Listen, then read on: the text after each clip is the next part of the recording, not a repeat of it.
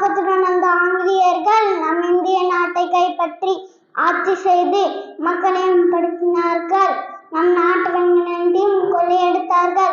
நாம் பயன்படுத்தும் பொருட்கள் அனைத்திற்கும் வரி விதித்தார்கள்.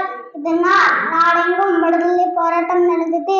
இதன் காரணமாக 1947ஆம் ஆண்டு ஆகஸ்ட் 15ஆம் தேதி சுதந்திரம் அடைந்தோம். இப்போராட்டத்தில் இந்தியர்களின் பங்கு தனிச்சிறப்பாகும். கத்தியன்றி யத்னமின்றி யுத்தமொன்று வருகிறதே என்ற அகிம்சை வழியில் இந்திய விடுதலைக்காக வீர் கொண்டு எழுந்த இந்தியர்கள் பலர்.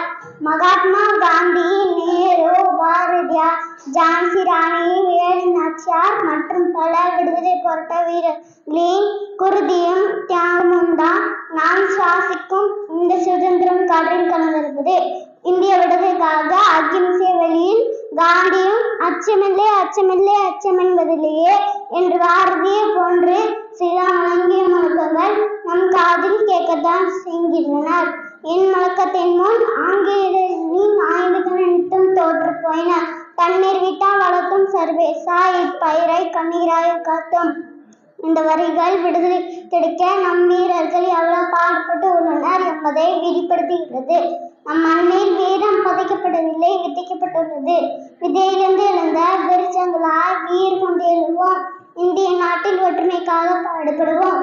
விடுதலை போராட்ட வீரர்களின் தியாகத்தை போற்றுவோம். ஜெய் ஹிந்த்.